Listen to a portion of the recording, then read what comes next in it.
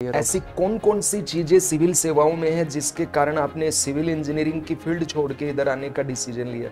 Sir एक तो diversification of work, दूसरा सर पब्लिक डीलिंग, सर तीसरा एज ए गवर्नमेंट और पब्लिक के बीच में एक डायरेक्ट जो फेस गवर्नमेंट के फेस के रूप में कार्य कर सकते हैं। बिल्डिंग बायलॉज का वॉल्यूशन हुआ तो बन गई बिल्डिंग, तो इतनी महंगी बिल्डिंग, इतना पैसा इन्वेस्ट हो गया, तो अब चलने देते उसको। सर फिर सर आगे से दूसरे भी एक एग्जांपल सेट हो जाता है। एक व्यक्ति को हवाई जहाज से धक्का दे दिया जाता है, क्या होगा उस व्यक्ति के साथ? उस समय तक तो जब तक वो बाहरी वायुमंडल में है तब तक तो पृथ्वी के वायुमंडल में। मैंने ये नहीं बताया ना कि हवाई जहाज हवा में है या। सॉरी। चलिए ठीक है। Yes, come in. Thank you. Good afternoon sir. आइए, गुड आफ्टरनून, बैठें। Thank you. तो हमारे सामने एक सिविल इंजीनियर बैठा हुआ है सिविल सेवा में आने के लिए। जी सर। सिविल इंजीनियरिंग में क्या पसंद नहीं आया आपको कि आप इधर आना चाहते हैं? सर सिविल इंजीनियरिंग में ऐसा कुछ था नहीं, नापसंदगी नहीं थी सर, बल्कि सर मेरा एक इंटरेस्ट ड्यूरिंग इंजीनियरिंग, मेरा सिविल सर्विसेज की तरफ इंटरेस्ट बढ़ा सर, इसलिए मैंने सिविल सर्विसेज को एज ए करियर। ऐसी कौन कौन सी चीजें सिविल सेवाओं में है जिसके कारण आपने सिविल इंजीनियरिंग की फील्ड छोड़ के इधर आने का डिसीजन लिया? सर एक तो डाइवर्सिफिकेशन ऑफ वर्क, दूसरा सर पब्लिक डीलिंग की जो लेवल है सर, व्यापकता अधिक है। सर तीसरा एज ए गवर्नमेंट और पब्लिक के बीच में एक डायरेक्ट जो फेस गवर्नमेंट के फेस के रूप में कार्य कर सकते हैं। चौथा सर जो मेरा पर्सनली है, जॉब सेटिस्फेक्शन इसमें अधिक है सर। अच्छा, चलिए ठीक है। तो सिविल इंजीनियरिंग का तो वैसे भी बहुत जरूरत पड़ती है प्रशासनिक सेवाओं में, सड़कें बनवाना है, बहुत कुछ काम करना है, ब्लॉक डेवलपमेंट करना ही रहता है। जी सर। आपको मान लो अपने ब्लॉक के अंदर कोई प्रोजेक्ट बनवाना है। जी सर। आपको गवर्नमेंट ने कहा कि गुणवत्ता से समझौता किए बगैर कम से कम बजट में आपको ये प्रोजेक्ट पूरा करवाना है, तो आप कौन सी सीमेंट का यूज करेंगे? सर उसमें पीपीसी सीमेंट वर्तमान में जो। कौन सी? पीपीसी। बताइए इसके बारे में क्या होती है। सर इसमें पोर्टलैंड पोज़ोलाना सीमेंट बोलते हैं, और इसमें सर फ्लाई ऐश का यूज किया जाता है। जो सर जो फ्लाई ऐश है, वैसे जब इस सीमेंट से पहले जब ओपीसी यूज की जाती थी तो एज ए जो पावर प्लांट है उसका ये बाय प्रोडक्ट था, वो ये वेस्ट में जाता था। तो इसका एक पॉजिटिव वे में इसका यूज किया जा रहा है, जिससे सीमेंट की स्ट्रेंथ में भी सर एक अच्छा गेन देखा गया है। ठीक है। भवन निर्माण में आजकल खोखली ईंटों का इस्तेमाल होता है। जी सर। तो इनका क्या बेनिफिट है? खोखली ईंटें सर एक तो मटेरियल की जो कॉस्ट है वो कम होती है सर, उनका स्टोरेज और ट्रांसपोर्टेशन इजी होता है, और सर उसकी स्टोरेज तो उतना ही रहेगा क्योंकि वो अंदर से होलो है। जी sir. Sorry sir, transportation easy है, और सर उसके अलावा सर इनको मतलब इनकी कास्टिंग भी इजीली की जा सकती है। जैसे ये बेसिकली मशीनरी के से क्लास इनकी कास्टिंग होती है, तो एक कम टाइम में और कम अमाउंट में नंबर ऑफ ब्रिक्स का जो सर कास्टिंग अधिक मात्रा में। क्या इनसे भूकंप का जो इम्पैक्ट है वो भी कम होगा क्या, होलो होने की वजह से? जी सर। तो भारत के अंदर इनका इस्तेमाल होता है या आजकल होने लगा है? आजकल ट्रेंड ज्यादा बनाने की क्या प्रोसेस होती है इन ब्रिक्स की? सर इसके लिए जो प्रोविजनल कोड है, वैसे IS 456, उसके अकॉर्डिंग सर इनका निर्माण किया जाता है। मान लो कि एक बिल्डिंग का आपको डिजाइन करना है पूरा।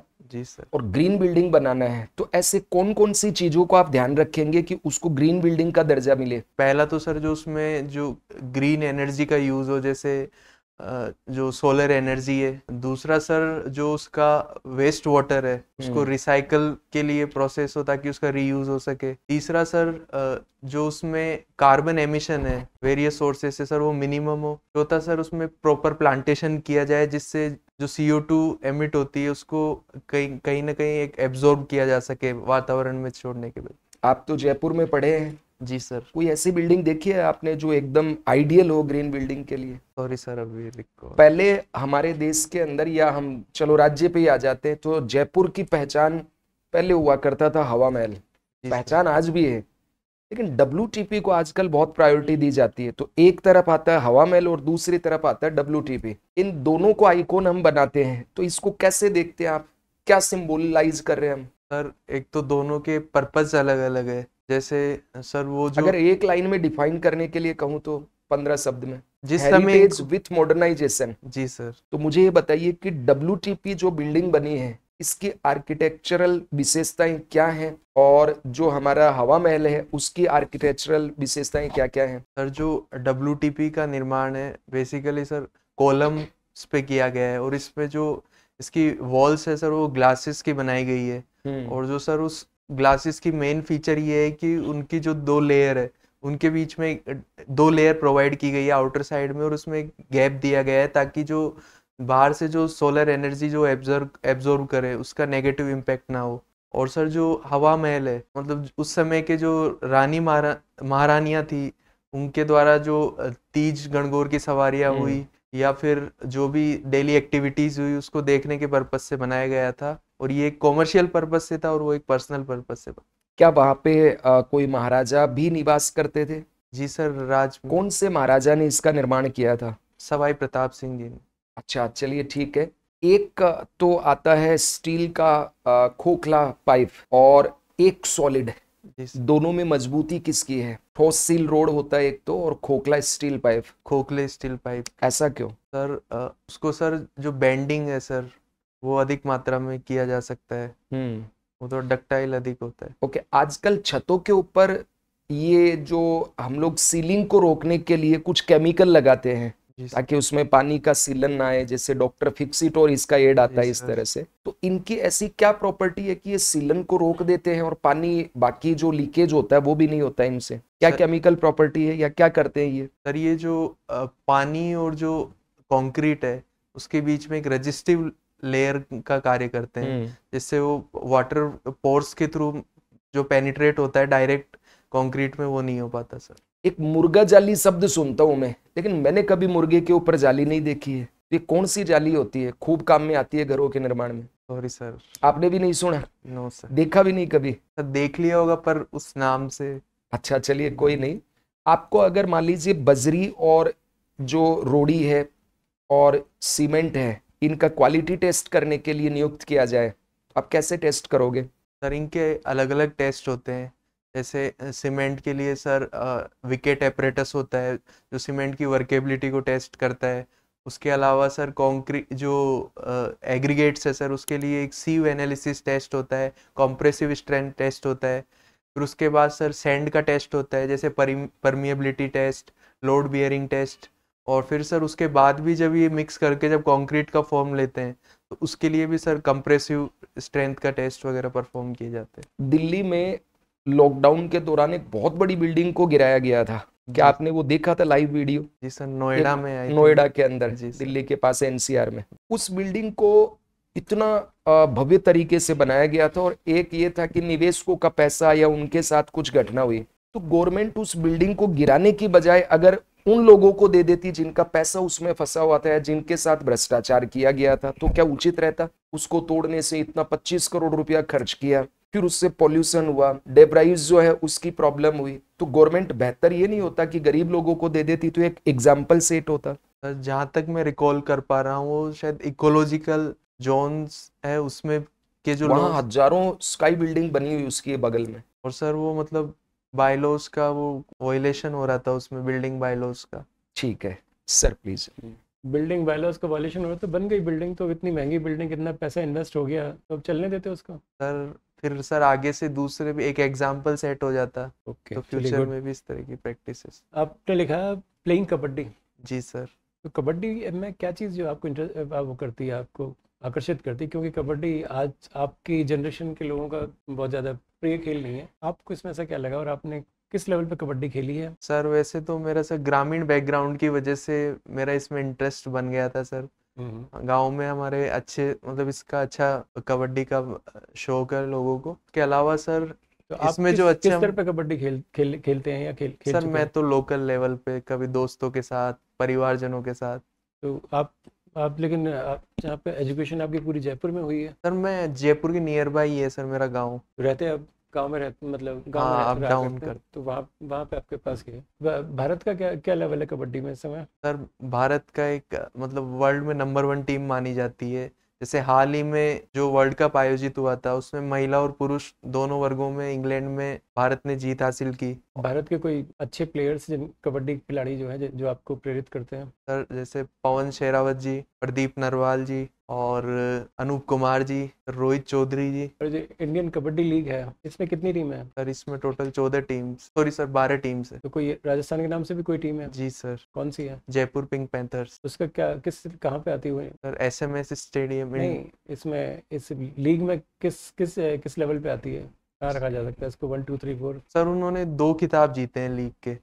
चलिए हम कबड्डी से बाहर निकलते हैं। आपने इंजीनियरिंग की है, आपका एक जो ये इसमें प्रशासनिक सेवा में आने का एक कारण ये है कि आपने कहा इसमें डाइवर्सिफिकेशन है इसमें, तो इसमें तो कहीं वो स्पेशलाइजेशन का आपके स्कोप ही नहीं है। आप कभी एक काम करेंगे फिर दूसरे डिपार्टमेंट में शिफ्ट हो जाएंगे, नहीं जॉब सेटिस्फेक्शन इसमें नहीं है, जबकि आप अपने फील्ड में रहते हो तो ज़्यादा जॉब सेटिस्फेक्शन होता है। सर जो सिविल सर्विस है सर वो उसमें भी उस फील्ड का सर मैं यूज़ कर सकता हूँ। जैसे गवर्नमेंट भी सर लगातार जैसे ई गवर्नेंस को बढ़ावा दे रही है, उसके साथ जो सर इंजीनियरिंग के दौरान मुझे जो साइंटिफिक अप्रोच से कार्य करना और जो प्रॉब्लम सॉल्विंग अप्रोच हुई और सर एक टीम कोऑर्डिनेशन के जो सर मैंने गुण सीखे उनका मैं सर प्रशासन में सकारात्मक तौर पे प्रयोग आपने लिखा है टीम स्पिरिट। जी तो सर। कैसे मान लें कि आप एक टीम प्लेयर हैं? सर जैसे कबड्डी के थ्रू सर जैसे मेरा जो मेन जोन है सर वो डिफेंड है, तो जब मैं सर आगे से डिफेंड इनिशिएट करता हूँ तो सर मुझे अपने टीम मेट पर भरोसा होता है कि वो उसको टैकल कर लेंगे, वो सपोर्ट के लिए आ जाएंगे सर। तो वो तो टीम स्पिरिट ये है कि वो किसी और ने आप पे भरोसा किया और आप उस भरोसे में खरे उतरते हैं। ये तो लीडरशिप क्वालिटी हो गई। सर मैंने टीम वालों पे भरोसा किया और वो उस पे उनके भरोसे से ही मैं इनिशिएट। ये तो स्पोर्ट्स में तो कॉमन है। आपकी टीम स्पिरिट जो है जो आपने स्पोर्ट्स से सीखी है वो आपके इसमें प्रोफेशनल लाइफ में या आपके सोशल लाइफ में कहाँ रिफ्लेक्ट होती है? सर जैसे एक तो कॉलेज में भी सर कई सारे इवेंट्स में मैंने पार्टिसिपेट किया और किन इवेंट्स, कौन से इवेंट आप बता सकते हैं जहाँ आपको लगता है कि एज ए टीम मेंबर आपने उसमें कंट्रीब्यूट किया? हाँ सर जैसे हमारे वहाँ एक क्लब चलता था इंडियन कंक्रीट क्लब, उसका सर मैं मेंबर था, तो उसके कई बार सर एक्टिविटीज होती थी जैसे कोई कंक्रीट चैंपियंस टाइप इस टाइप हम कंपटीशन करवाते थे, तो उसके लिए सर हम जैसे उस पे अलग अलग लेवल पे टीम्स बनाते थे। जैसे एक हाँ सर जैसे मैंने एज ए कोऑर्डिनेटर कार्य किया। कोऑर्डिनेटर का कार्य किया तो लीडरशिप क्वालिटी हो गई, तो टीम मेंबर थोड़ी हुई आप। सर ये उसमें टीम होती है कोऑर्डिनेटर के साथ पूरी, उसमें सबको अलग अलग जिम्मेदारी दी जाती है। अभी आप बात कर रहे थे इसकी, सर बात कर रहे थे तो आपने कहा फ्लाई ऐश। जी सर। ये क्या होती है? सर जो पावर प्लांट है, कोल पावर प्लांट है सर, उसका जो एक बाई प्रोडक्ट होती है। By product means? जो सर एक्स्ट्रा वेस्टेज माना जाता है इसको सर। तो इसके नुकसान है कुछ? पर सर जो उस मात्रा में नहीं है जितने, जैसे जो ओपीसी जिस लेवल का जो पॉल्यूशन था उसके एयर पॉल्यूशन भी होता है इससे? जी सर कुछ मात्रा में होता है सर। जब हम एयर पोल्यूशन की बात करते हैं तो एसपीएम टर्म में काम में आती है अक्सर। एसपीएम क्या होता है ये? सर ये सस्पेंडेड पार्टिकुलर मैटर्स के लिए यूज की जाती है। और 2.5 भी आता है इसके साथ जी में सर। कुछ, तो ये क्या इंडिकेट करता है? सर ये उनकी साइज होती है, जैसे जैसे 2.5 माइक्रोमीटर, अगर PM 2.5 है और PM 10 है तो 10 माइक्रोमीटर साइज तो के पास। इसका क्यों महत्वपूर्ण है ये साइज हमारे लिए? सर वर्तमान में जैसे एयर क्वालिटी इंडेक्स को मेजर करना हो तो उसके लिए सर इसका यूज किया। नहीं तो 2.5 से क्या फर्क पड़ जाता है? सर ये मतलब ये लंबे समय तक वायुमंडल में बने रहते हैं तो सर। ठीक है, उससे हमारी सेहत पे क्या फर्क पड़ रहा है? सर हमारे जो रेस्पिरेटरी सिस्टम है उसको नेगेटिवली हार्म करते हैं। तो सारे करते हैं। 2.5 पे क्यों अटक गए हम? सर जहाँ तक मेरा अनुमान है ये अधिक मात्रा में हानिकारक होते हैं। चलिए तो एक और आपसे आखिरी प्रश्न। आज ये कुछ आरबीआई की कोई मीटिंग वगैरह हुई? आरबीआई ने कुछ निर्णय लिया, कुछ आरबीआई के संदर्भ में कुछ बात हो रही थी, जानकारी आपकी? मॉनेटरी पॉलिसी कमेटी की मीटिंग की। उन्होंने क्या कोई महत्वपूर्ण बात क्या बताई? सर वो जो मतलब मैंने न्यूज में अभी तो देखा नहीं, पर सुबह जो था अभी लगभग 0.25% जो रेपो रेट है सर उसके होती क्या है? रिवर्स रेपो रेट कहते हैं जिसको, क्या होता है ये? सर 2 टर्म, सबसे पहले रेपो रेट चलता है, तो रेपो रेट के तहत जो सर आरबीआई है वो बैंक्स को शॉर्ट टर्म का लोन प्रोवाइड करता है, और रिवर्स रेपो रेट में बैंक अपना पैसा आरबीआई के पास इन्वेस्ट करते हैं सर। तो उससे इकोनॉमी में क्या फर्क पड़ता है कम करने से? सर अगर वर्तमान में सर जो बैंकों की ब्याज दरें हैं वो रेपो रेट से जुड़ी हुई है, तो अगर रेपो रेट कम की जाएगी सर तो उससे जो ऋण है उसकी ब्याज दरें कम हो जाएगी, तो ऋण की उपलब्धता आसानी से हो जाएगी, तो इसके लिए निवेश बढ़ेगा और अर्थव्यवस्था को सर एक डिमांड बढ़ेगी अर्थव्यवस्था में। मुद्रास्फीति पे असर पड़ेगा? सर पड़ेगा सर। क्या पड़ेगा?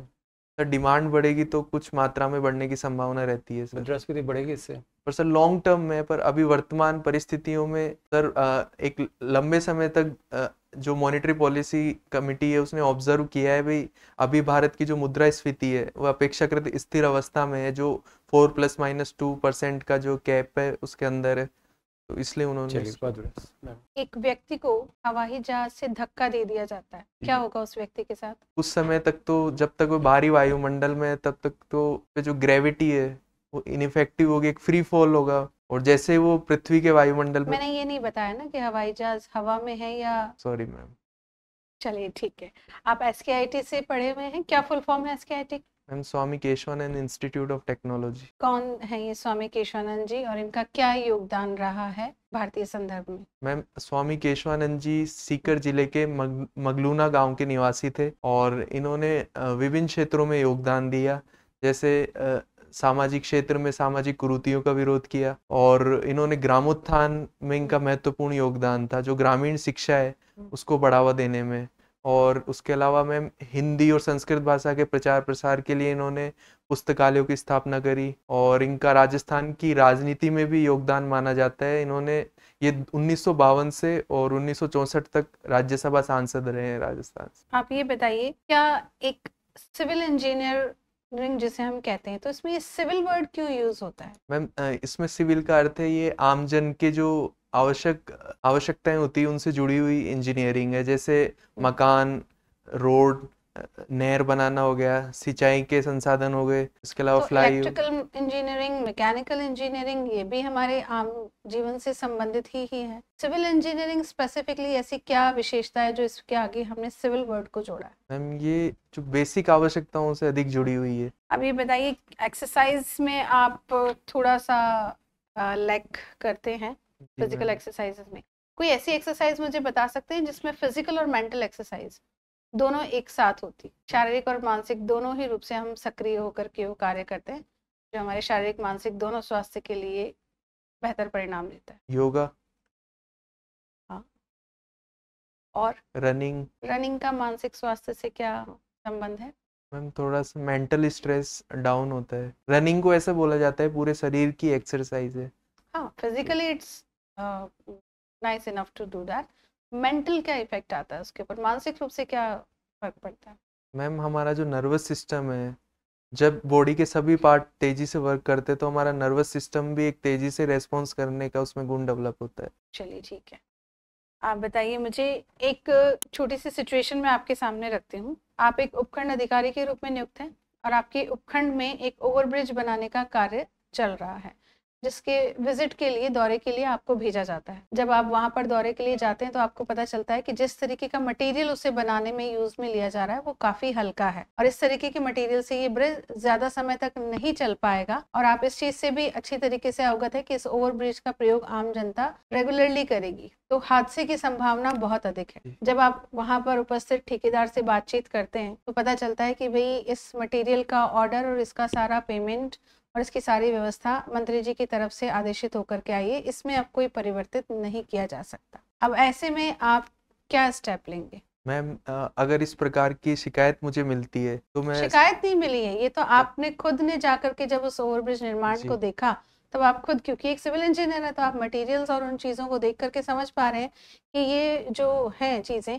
ये उसके लिए समुचित रूप से उपयोगी नहीं है। तो मैम जो मैं वो जितने भी सैंपल्स थे उनकी जो टेस्टिंग रिपोर्ट है उसको मैं सबसे पहले मंत्री जी को उससे अवगत कराऊंगा कि जो एक अच्छे ब्रिज की जो स्ट्रेंथ के लिए जो मटेरियल आवश्यक होता है उसको ये जो मटेरियल यूज किया जा रहा है ये फुलफिल नहीं कर रहा अभी, और इसके लिए उनको मतलब इसके फ्यूचर आउटकम्स बताए जा सकते हैं भी क्या क्या। आप सीधे मंत्री जी से बात करेंगे? मैम अगर पहले मैं ठेकेदार को इस बारे में बताऊंगा कि आप इस प्रकार की गलत सामग्री का यूज नहीं करें, वरना एक तो आप जनता की जान को जोखिम में डाल रहे हैं, दूसरा ये आपके करियर को भी नकारात्मक। चलिए ठेकेदार जी ने कह दिया साहब मुझे नहीं पता, मंत्री जी जाने और उनका काम जाने, मैं इस चीज के लिए रिस्पॉन्सिबल नहीं हूँ। आपने मंत्री जी से भी बात कर ली, मंत्री जी ने कह दिया क्योंकि वो एक सामान्य है, उन्हें इतनी जानकारी नहीं। उन्होंने कहा भाई मेरा घर भी मैंने इसी मटेरियल से बनाया है, अच्छा खासा चल रहा है, आप बिना मतलब इश्यू क्रिएट ना करें और इस ब्रिज को बनने दें।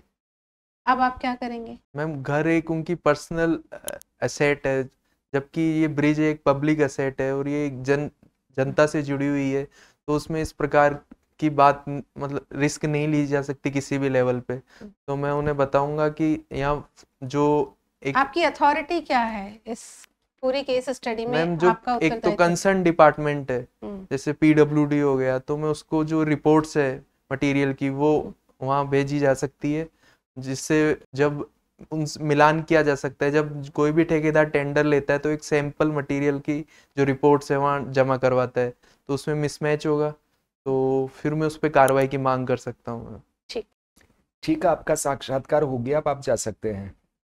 Thank you.